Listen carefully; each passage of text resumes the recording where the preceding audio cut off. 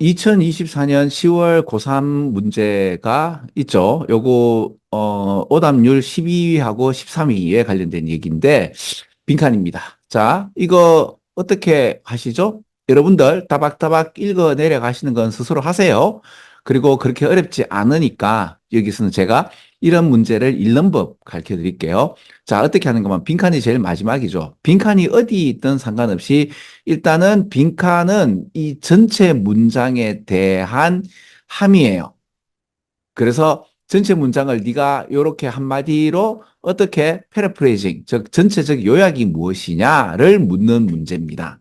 근데 그 이야기가 또 어디에 많이 나와요? 요 제일 마지막에 나와요. 그런데 여기 보시면은 they attempt to 하면서 그들은 다음 같은 것을 시도하는데 그 크루를 요 얘기를 읽고 제일 위로 올라가도 좋지만은 여기에서 찾으시면 됩니다. 이렇게 읽어서 여기에 관련된 얘기가 안 나오면 웬만하면 이렇게 위로 올라가 보시면 좋겠는데 아니면 이렇게 해서 그럼에도 불구하고 방향성을 좀 잡고 난 뒤에 처음에 읽으면 대부분 답이 나옵니다. 자, 한번 보세요.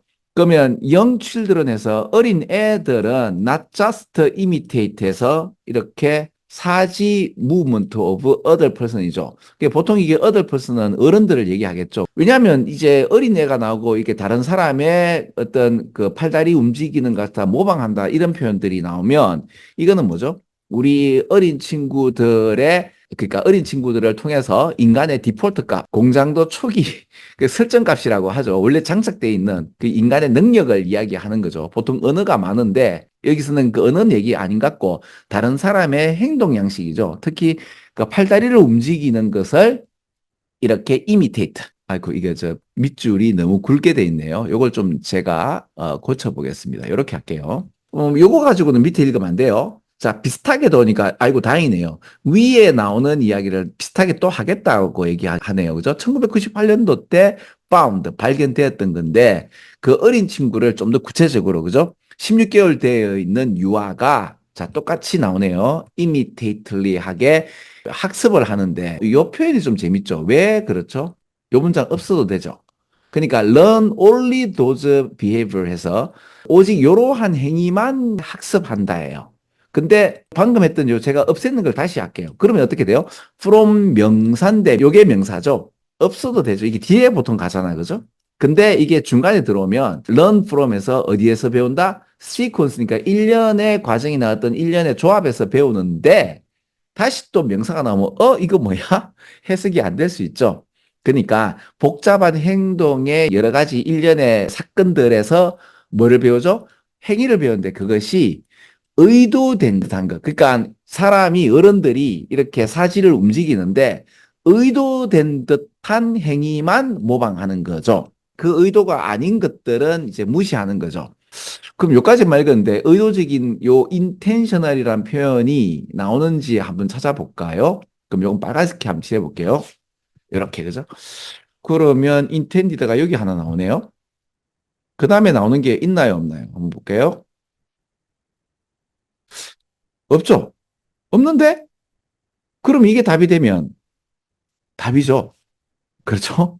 어, 그러니까 imitate가 뭔가 따라하는 거 아니에요. 그럼 reproduce 다시 만드는 거 아니에요. 다른 사람의 intended action을 갖다가 시도하는 거죠. 나머지는 무시하는 겁니다. 그죠? 그러면 찝찝하죠? 그러면 이렇게 선정해 주고 위에서부터 이제 확인 작업 들어가시면 훨씬 잘 읽힙니다. 안 그럴 것 같죠? 해보세요. 해보면 웬만하면 답입니다. 그래서 일단 이렇게 해서 선정 잡아놓고 한번 전체적으로 앞에 문장만 한번 읽어봐도 돼요. 굉장히 잘 맞습니다.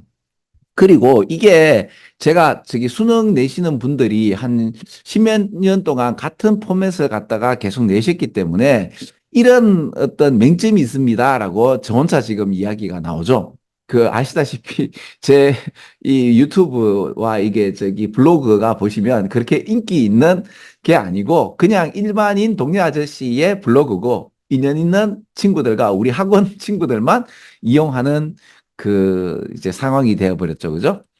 자, 그래서 뭐 이렇게 얘기해도 괜찮지 싶습니다.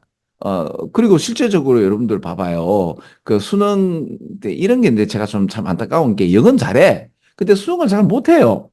그쵸? 뭔 말인지는 알겠어. 그러니까 한국말을 읽는 거가 똑같은 거예요. 그죠? 그래서 틀릴 수 있는데 그러지 마시고 이런 맹점이 있다. 그 대신 제가 여기에서 이야기하는 만큼의 뭐를 말씀드리죠? 수능의 함의를 말씀을 드리잖아요.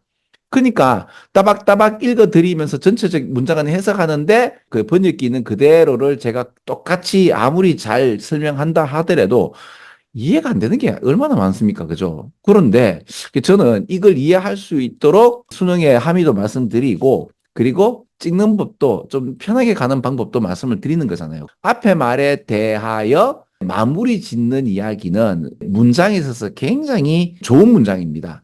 처음에 도입부하고 제일 마지막이 이렇게 유기적으로 딱 들어맞는 이런 문장들이 굉장히 좋은 문장이거든요. 수능은 굉장히 좋은 문장들입니다. 그래서 여러분들, 만약에 영작을 하시면 수능처럼 결론을 잘 지어야 돼요. 결론이 쌈박하게 뭔 말인지에 대한 어떤 이때 요지를 딱 이야기할 수 있을 때 잘 된 글이라고 보통 이야기를 합니다. 자, 그래서 33번 끝.